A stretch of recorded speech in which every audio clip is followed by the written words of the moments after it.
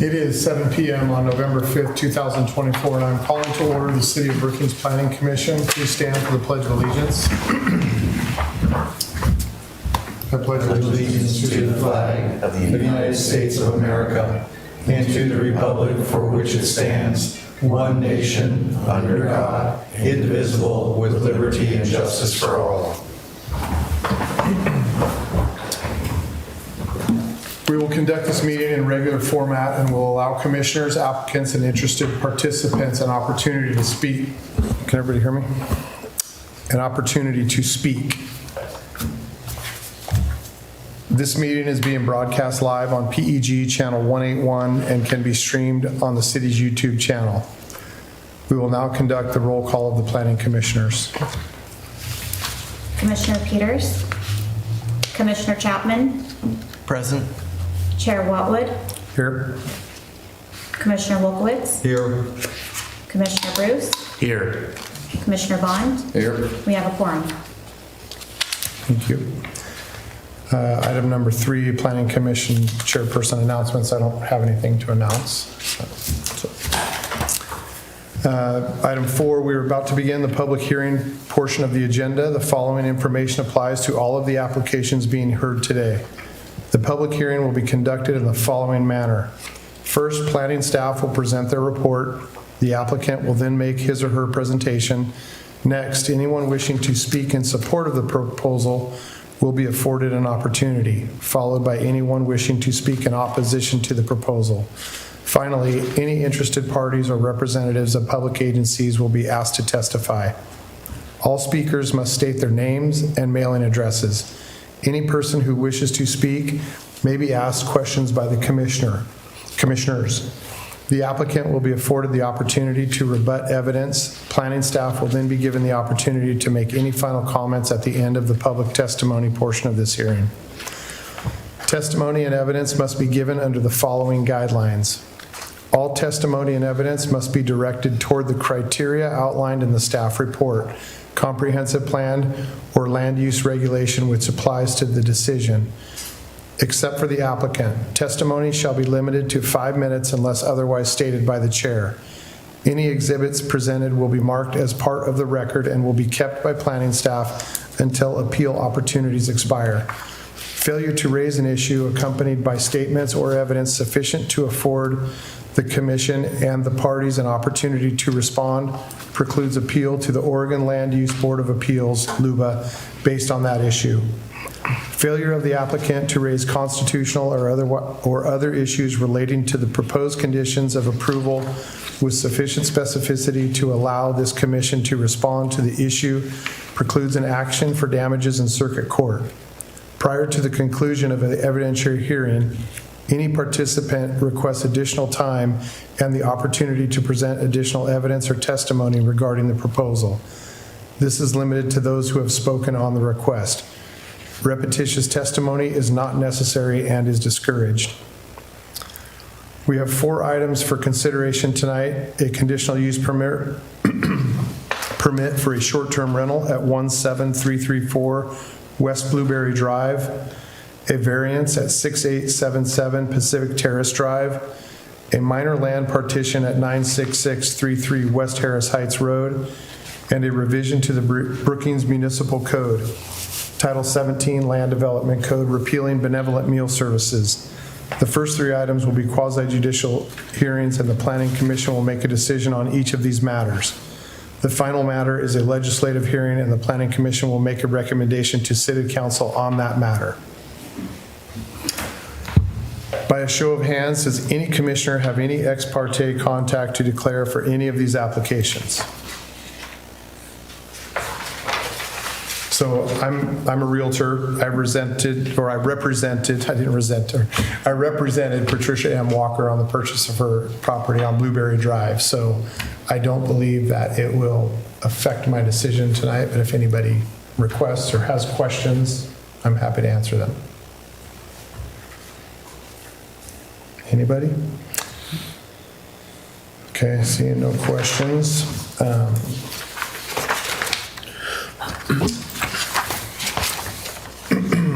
By show of hands, does any commissioner have any personal bias or personal interest that would preclude their participation in hearing any of these applications? See no hands raised. By show of hands, does any commissioner have any potential or actual conflict of interest to declare for any of these applications? See no hands raised. Does anyone object to the jurisdiction of the Planning Commission to hear these matters? We will now proceed with the following applications. Agenda item 4.1-CUP-9-24. The time is now 7:05 p.m. and the public hearing to consider the following application is open. In the matter of the file number CUP-9-24, a request for approval of a conditional use permit to operate a short-term rental facility at 17334 West Blueberry Drive. The applicant and owner is Patricia May Walker. The criteria used to decide this matter are found in section 17.124.170, short-term rentals, chapter 17.136, conditional uses, and section 17.20.040Q, single-family residential R16. We will now proceed with the staff report.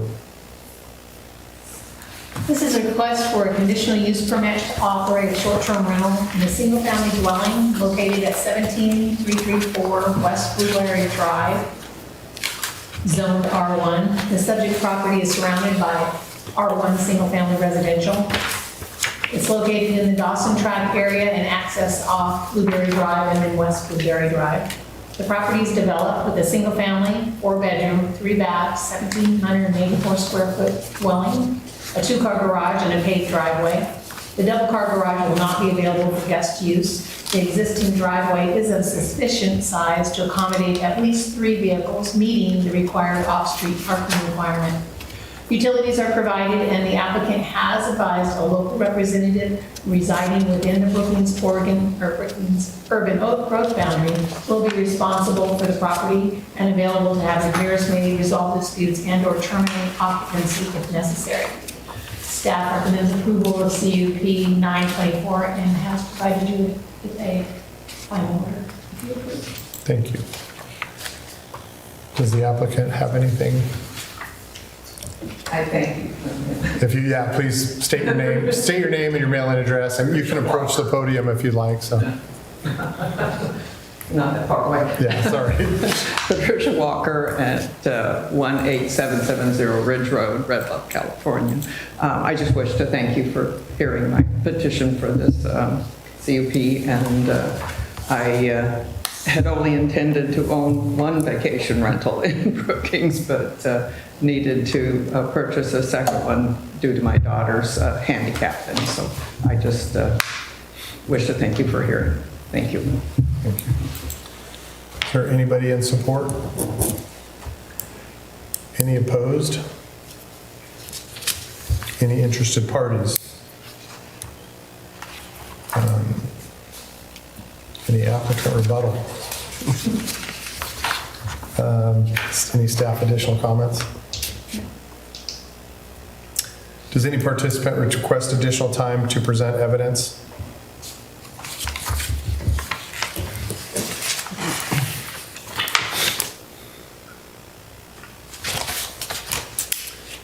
In any land use decision, the burden of producing substantial evidence to demonstrate compliance with the applicable criteria is upon the applicant. If adequate evidence is not provided, the application must be denied.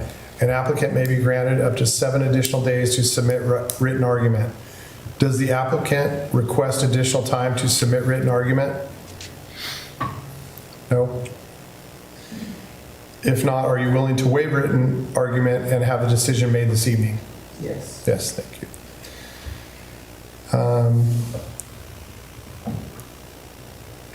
It is now 7:09 p.m. and public testimony is closed on Planning Commission file number CUP-9-24.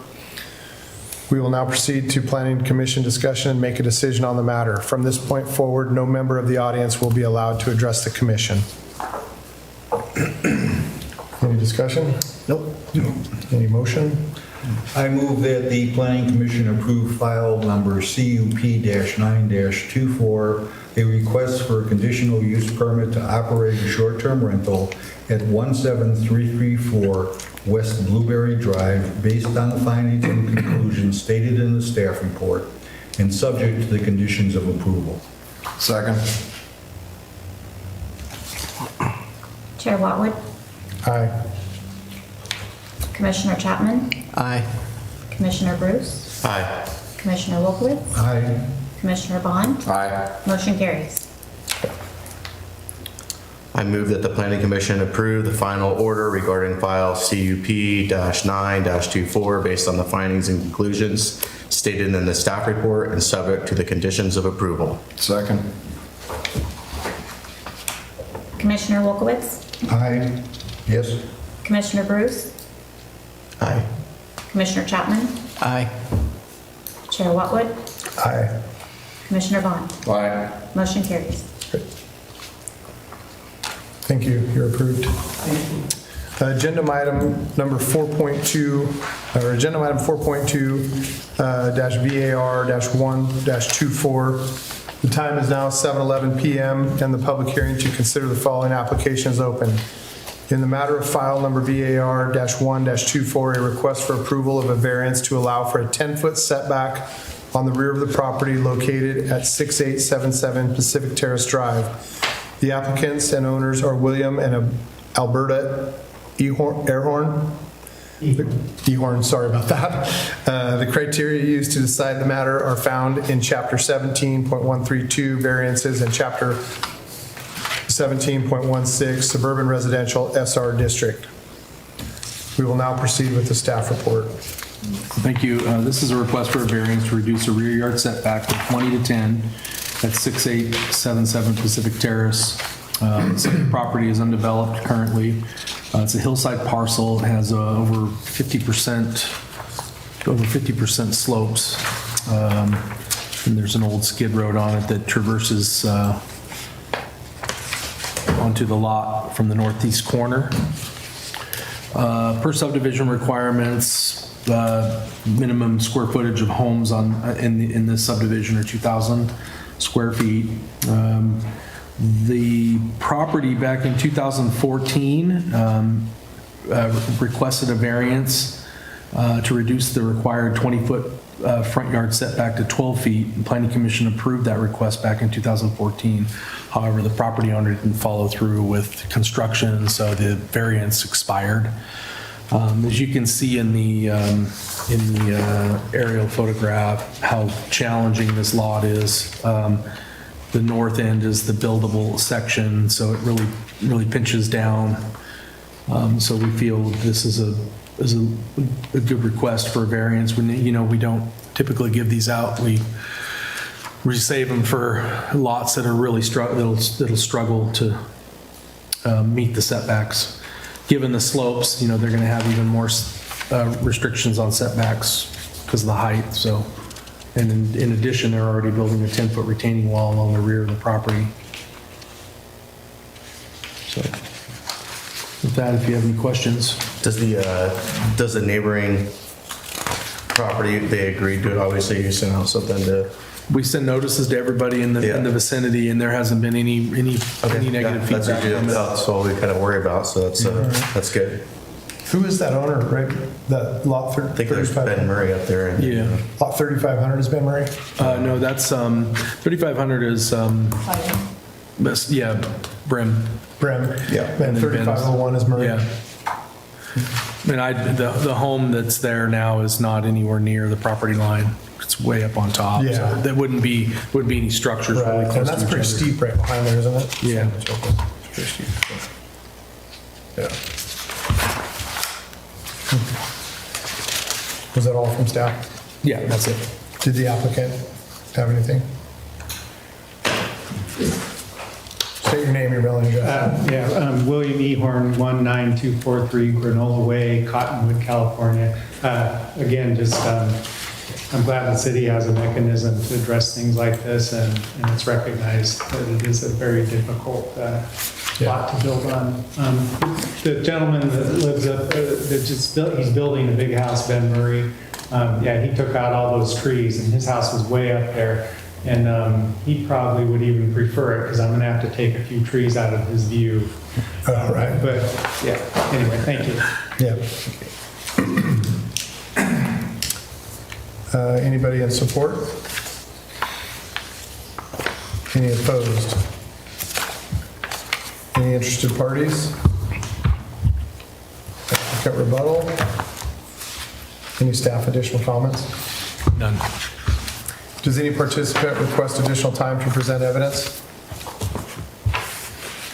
Do you request any time for, okay, thank you. In any land use decision, the burden of producing substantial evidence to demonstrate compliance with the applicable criteria is upon the applicants. If adequate evidence is not provided, the application must be denied. An applicant may be granted up to 7 additional days to submit written argument. Does the applicant request additional time to submit written argument? No. If not, are you willing to waive written argument and have a decision made this evening? Yes. Thank you. It is now 7:16 PM and public testimony is closed on Planning Commission file number VAR-1-24. We will now proceed to Planning Commission discussion and make decision on the matter. From this point forward, no member of the audience will be allowed to address the commission. Any discussion? That's yeah, I'll just say that's a super difficult lot. That is. There's no way. Well, and I was just concerned about the neighbors throwing a fit, but it's good. Yeah, Ben's way up there, and I don't think he'd have a problem. All right. I move that the Planning Commission approve file number VAR-1-24, a request for a variance at 6877 Pacific Terrace to reduce the rear yard setback from the required 20 feet to 10 feet, based on the findings and conclusions stated in the staff report and subject to the conditions of approval. Second. Commissioner Bond? Aye. Commissioner Wolkowitz? Aye. Chair Whatwood? Aye. Commissioner Chapman? Aye. Commissioner Bruce? Aye. Motion carries. I move the Planning Commission approve the final order regarding file VAR-1-24 based on the findings and conclusions stated in the staff report and subject to the conditions of approval. Second. Commissioner Bond? Aye. Chair Whatwood? Aye. Commissioner Chapman? Aye. Commissioner Bond? Bruce? Aye. Commissioner Wolkowitz? Aye. Motion carries. Thank you. Your variance is granted. Item 11, agenda item 4.3-M3-1-24. Time is now 7:18 PM and the public hearing to, do you want to call him first? Yes. Yeah, sorry. Sorry, got ahead of myself.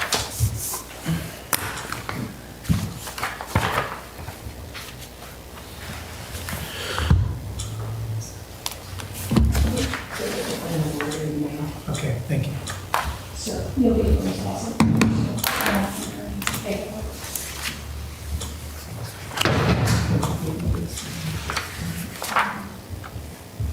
Super responsive buttons. Looks like a complicated phone.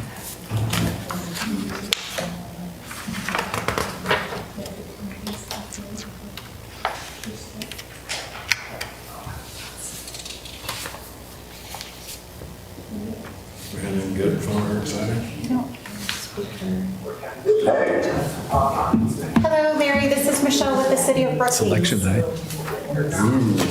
We're ready to hear your agenda item. You're on speakerphone in the meeting.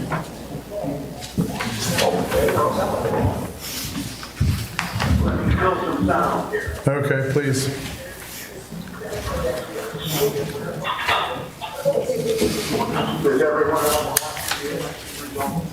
No, we're in a meeting.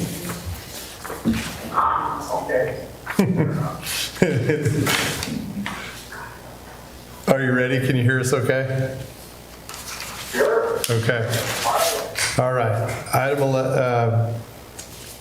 Agenda item 4.3-M3-1-24. Time is now 7:19 PM and the public hearing to consider the following application is open.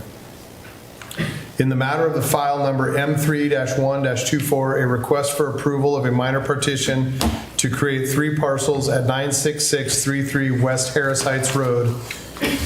The applicant and owner is the Edna P. Hedberg Trust, Larry Hedberg trustee. The criteria used to decide this matter is found in Chapter 17.172, Land Divisions, Section 17.128.050, Access, Chapter 17.168, Public Facilities Improvement Standards, and Chapter 17.20, Single Family Residential, R16. We will now proceed with the staff report.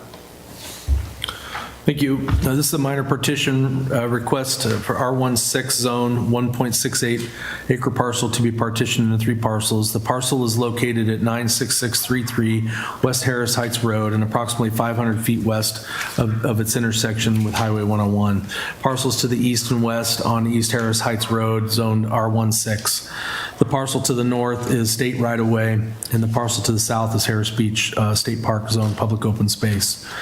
Each proposed parcel contains more than the required 6,000 square foot minimum. Current proposed parcel 1 with 19,056 square feet is developed with an existing 2,256 square foot residence and has 125 feet of frontage on West Harris Heights Road. Parcel 2, the largest parcel with 49,944 square feet, is developed with a detached accessory shop structure and has 30 feet of frontage on West Harris Heights Road. Proposed parcel 3 with 6,951 square feet is undeveloped and has 90 feet of frontage on West Harris Heights Road. Applicant is proposing a 20-foot common shared driveway with recorded reciprocal easements allowing each parcel access between parcel 1 and 3. Exhibits 2, 3, and 4 of the staff report you can refer to. The parcels will have access from West Harris Heights. Since there are no public improvements in the right-of-way, instead of requiring installation of public improvements at this time, the recording of a DIA is proposed as a condition of approval. The agreement will require the property owners to participate in the installation of public improvements at the time a future project is proposed. The requirements of the DIA will run with the land and will apply to all 3 parcels if the partition is approved. The applicant must also dedicate on the plat a 2.5 foot wide area along the frontage road for the city of Brookings for future widening of West Harris Heights Road. We did not receive any written comments from adjoining property owners. Staff believes all development requirements for land division and access are met and recommends approval of M3-1-2 and has prepared the final order. Tony, if you turn to page 37, Exhibit 5, in light of the photographs that were presented to us tonight, I'm looking at the driveway and I'm looking at the property, and apparently they have parking underneath the house and they have retaining walls holding up the adjoining ground on the downslope of their access. And so I'm looking at the driveway easement, and I see it's a 20-foot wide driveway easement, but it doesn't go up to the house. And I'm wondering, did you check to see if they need to extend that driveway easement? Because I don't think if the red house is in the proper position that they cannot use that garage without accessing parcel 2. They have some access on parcel 2.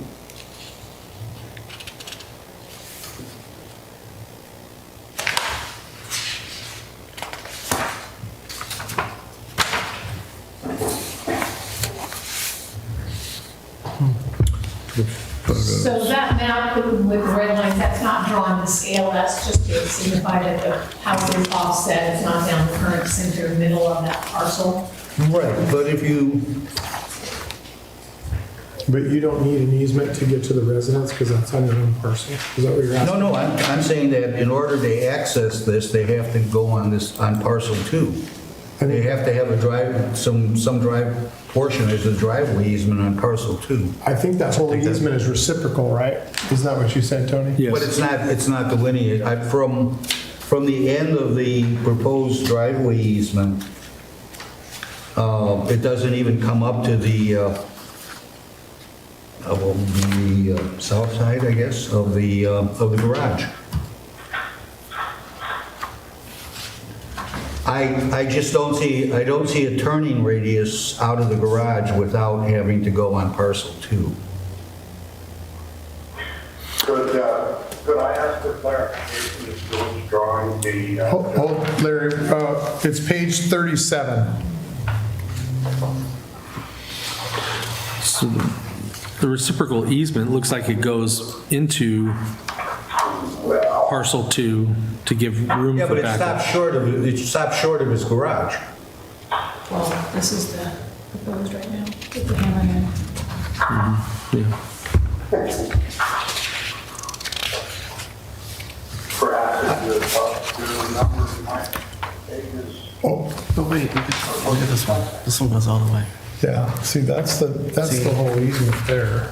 No, I'm looking at what's delineated, it's the dash Yeah, line. but see on this Oh, one, this on that one right there, dash. Nick, it's Yeah, saying I that can't dash line Oh, yeah. What is the tape? is not, On there. it shows the proposed 20-foot wide easement on that 37, stopping short of that hammerhead, Tony.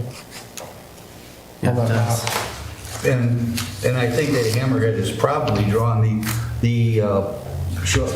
with the retaining wall being that portion like up at the north line is probably where the end of the retaining wall is. I'm just concerned that, as a matter of fact, that the retaining wall may be encroaching on parcel 2.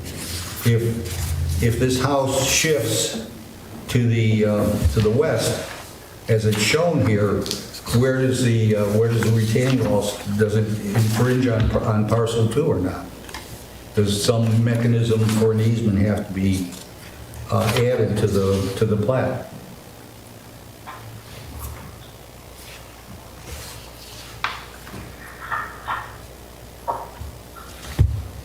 Now, I'm showing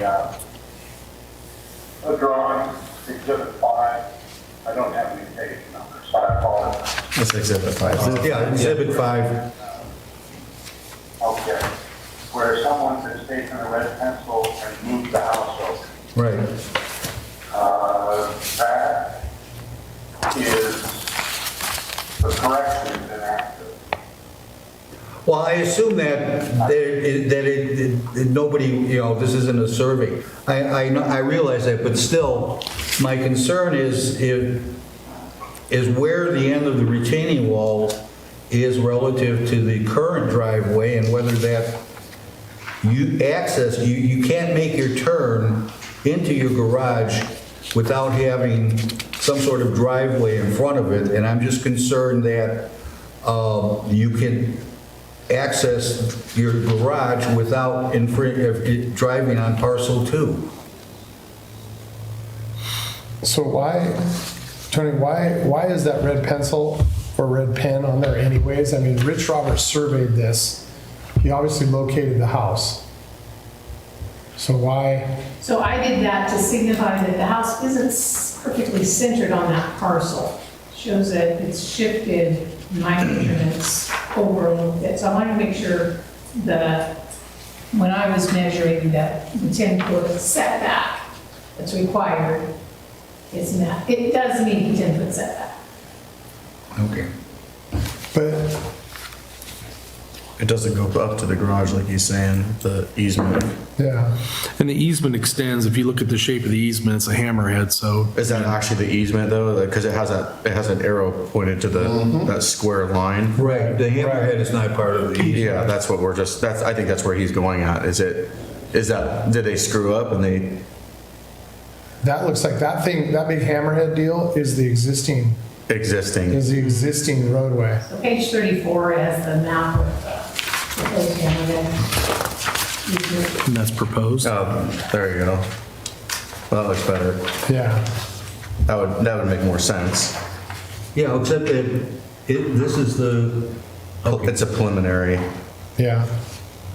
Okay, so So Exhibit 2 is, Exhibit 5 is just confusing and I mean, Exhibit 5 conflicts with Exhibit 2. well, yeah, 4 has So- the same thing. It has a, Yeah, 4 has the so same. it looks like it's, yeah, but if that's the, Exhibit 2 is the correct one, then we're, Yeah, it's gonna be then good. Exhibit 2 is fine, as far as I'm concerned.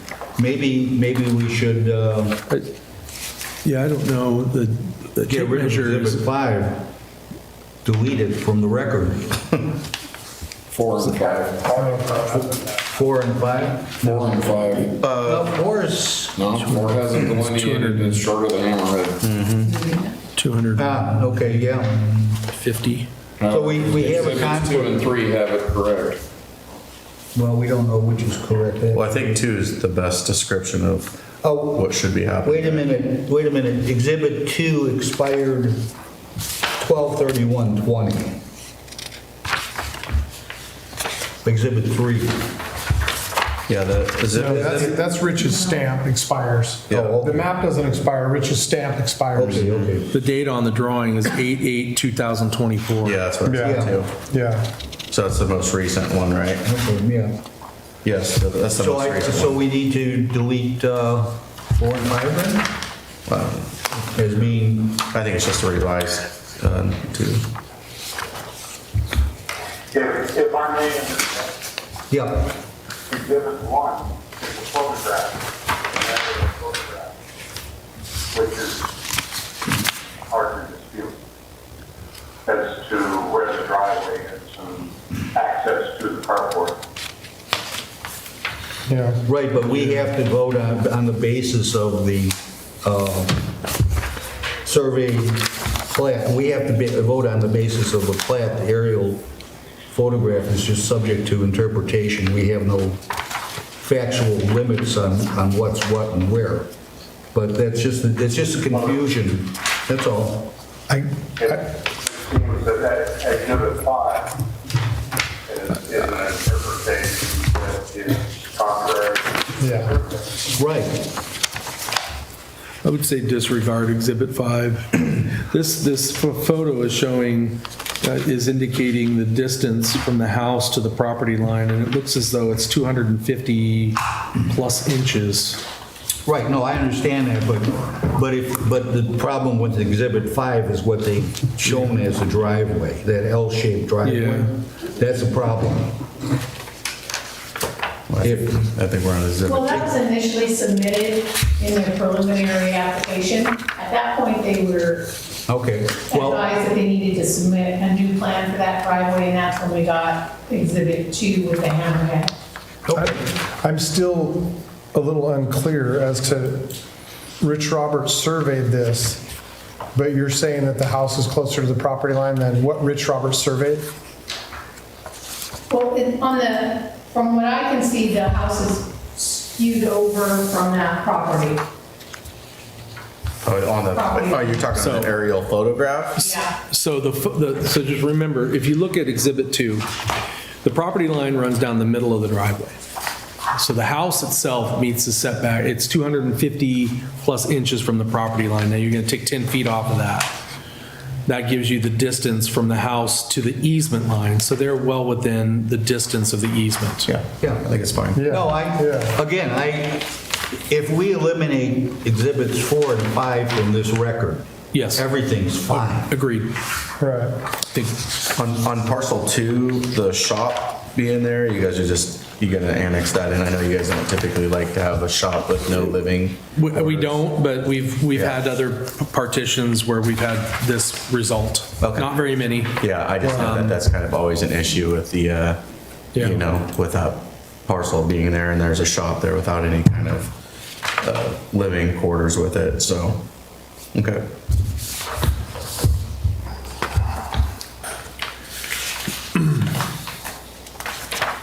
Okay, I think we solved that. Now, I'll make a motion that we delete those pages when it comes that time. Okay. Any more from the staff or any more questions of staff? Okay, now on to the applicant. Larry, if you want to state your name and your mailing address. Are you his representative? Yes. Sorry, Larry. Go ahead, Larry. This is Larry. I noticed I live in Missouri right now. Your mailing address? 3240 McLean Road, Ozark, Missouri, Nice. 65721. Great. I was just there a couple weeks ago. It's very beautiful. You were? Yes, but we'll talk about that later, sorry. So do you have anything that you'd like to say on your behalf? And I know you have another representative here too that wants to speak on your behalf, so would you like to go first? Larry? No, I'm happy with my representation. Okay. State your name and your mailing address, please. Thank you. My name is Shayla Kudlak, P.O. Box 38, Bandon, Oregon, 97411. I am here on behalf of the trustee of the Edda Hedberg Trust, and it looks like we have sort of in your discussion, you've talked about some of the things that I thought may be brought up tonight, but yes, I did request that after seeing the staff report, I requested that Mr. Roberts go take a look at that particular issue to see how close that dwelling was going to be. And he sent me those photographs today showing that the actual structure is a little over 21 feet from where the easement line will be. And in regards to the maps that were submitted, we had originally submitted the previous ones, but your Exhibit 2 is the actual preliminary plat that was requested to deal with that hammerhead issue and being able to get emergency vehicles in and out of those 3 parcels. And so that's what it has come down to. We've submitted the Exhibit 2 as what is in front of you for consideration tonight. And so Mr. Hedberg has reviewed the conditions of approval and accepts those conditions of approval as part of this application process. So if you have any questions, I can attempt to answer those.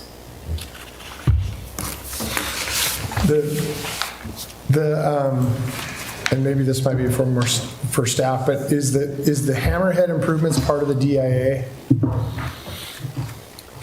No. So Well, I mean, it'll get, the easement will be recorded, and at some point, it will have to be developed. For example, if they were to build on the other 2 parcels, those full improvements would be required. So there really will be some type of a DIA or something for, Right. okay. But since right now, there's only 1 residence, and like I say, if they build on any of those lots, lot 2 or 3, right, yeah, then they would be required to complete those improvements. But right now, the 1 residence has gravel driveway grandfathered in, so to speak. Right. So theoretically, like, the first builder could be responsible to improve the whole hammerhead? Yes. Okay. I believe your condition 4 deals with that, to have a dust-free surface before any building permits are issued. Yeah, but I think that is only for that access on the west or south side. Isn't that condition for the dust-free?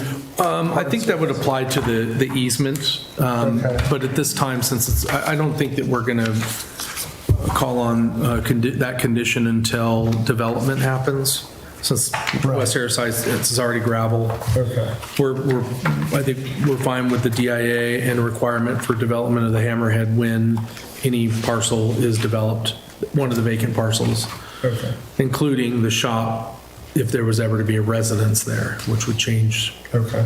its use. And I don't like, it's already a gravel road anyways, Yeah. so.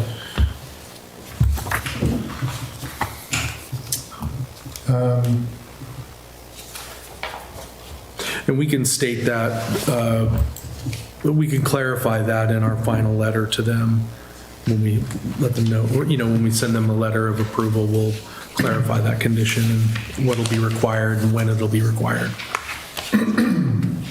Okay. Anything else? Do you have anything else? Larry, do you have anything else? Thank you. Larry, do you have anything else you'd like to say? No, I'm good. Okay, thank you. Is there anybody in the audience in support? Anybody opposed? Any interested parties? Any applicant rebuttal? Any staff additional comments? None. Okay. Does any participant request additional time to present evidence? In any land use decision, the burden of producing substantial evidence to demonstrate compliance with the applicable criteria is upon the applicant. If adequate evidence is not provided, the application must be denied. An applicant may be granted up to 7 additional days to submit written argument. Does the applicant request additional time to submit written argument? Larry? No. If not, are you willing to waive written argument and have a decision made this evening?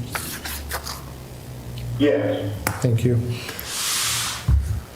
It is now 7:41 PM and public testimony is closed on Planning Commission file number M3-1-24. We will now proceed to Planning Commission discussion and make a decision on the matter. From this point forward, no member of the audience will be allowed to address the commission.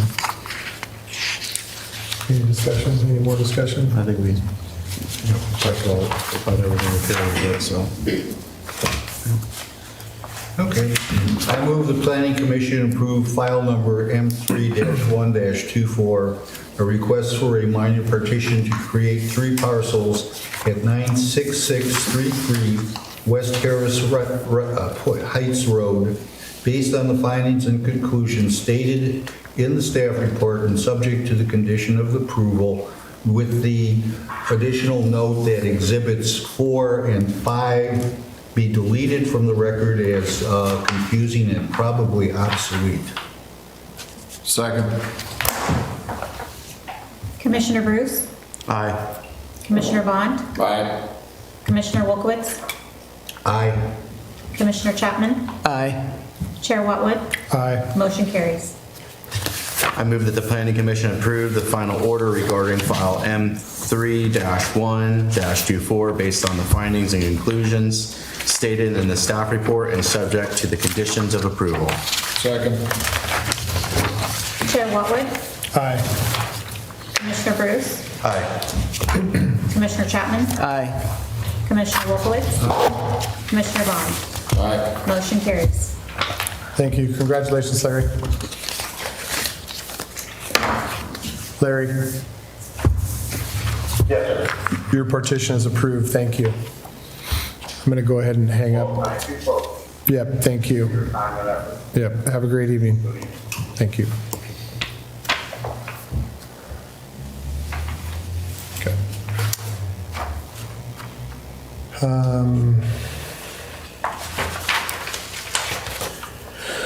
Agenda item 4.4-LDC-1-24. It is now 7:43 PM and the public hearing to consider the following application is open. In the matter of file LDC-1-24, city-initiated revisions to the Brookings Municipal Code, Title 17 Land Development Code, amending Chapter 17.20.040B, 17.24.040V, 17.28.040T, and Chapter 17.124.050 Benevolent Meal Service. This is a legislative hearing, and the Planning Commission will make a recommendation to the City Council on this matter. We will now proceed with the staff report. Pretty self-explanatory. This is a repeal of the Benevolent Meal Service Ordinance per our settlement agreement with St. Timothy's. I don't really have much more to say on it, other than we're striking everything that we put in as indicated in the staff report. Yeah. We got samples in there of what's coming out and where it is.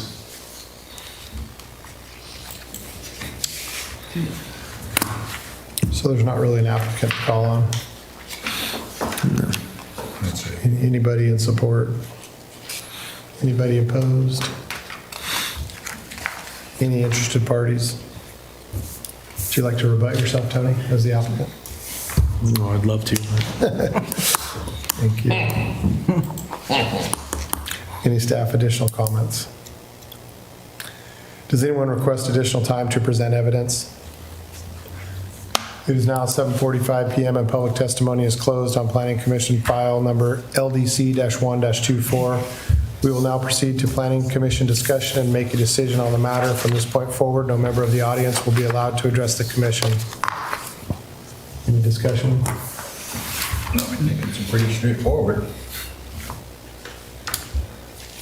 I move the Planning Commission make a recommendation to the City Council to approve file number LDC-1-24 to revise the Brookings Municipal Code, Title 17 Land Development Code, amending chapters 17.20.040V, 17.24.040V, 17.28.040T, and chapter 17.124.050 Benevolent Meal Service.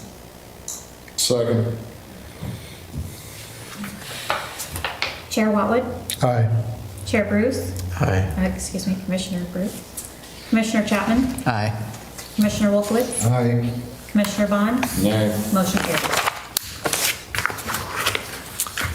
Agenda item number 5, the minutes for meetings approval. Are there any comments or revisions to be made to the meeting minutes of July 2nd, 2024?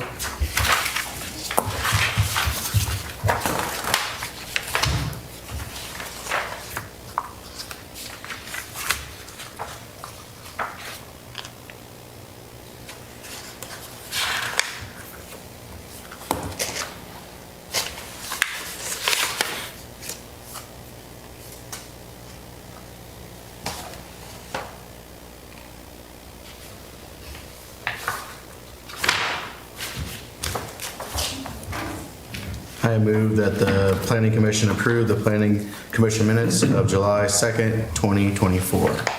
Second. Commissioner Chapman? Aye. Chair Whatwood? Aye. Commissioner Wolfowitz? Aye. Commissioner Bruce? Aye. Commissioner Bond? Aye. Motion carries. Item 6, do we have any unscheduled public appearances? Nope. Item 7, any report from planning staff? Yeah, coming up. We will have a December meeting. We'll have 3 items. 2 minor changes for conditional use permit for a short-term rental and 1 conditional use permit for short-term rental. And that's it. Pardon? What was the last one? A short-term rental. conditional use. All 3 of them are, The first 2 are minor changes to the short-term rental conditional use permit. The third one is a conditional use permit. Likely ownership changes. Probably. Yeah. Yes. yeah, oh, okay, yeah. So we're trending down. Yeah. Well, I don't know, we had 1 today, we've got 3, then we were off 2 months. Sounds like we're still doing a month on average. Actually, people are going on hiatus for the vacation rentals. Right. We've had probably 3 in the last 2 months. Have any expired or like, Lapsed? Yeah, some people have chosen to not stay on the registry and just abandon the permit Right. altogether. okay.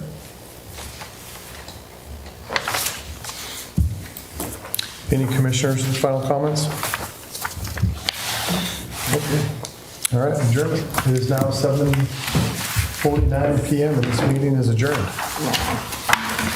Thank you all. Thank you all.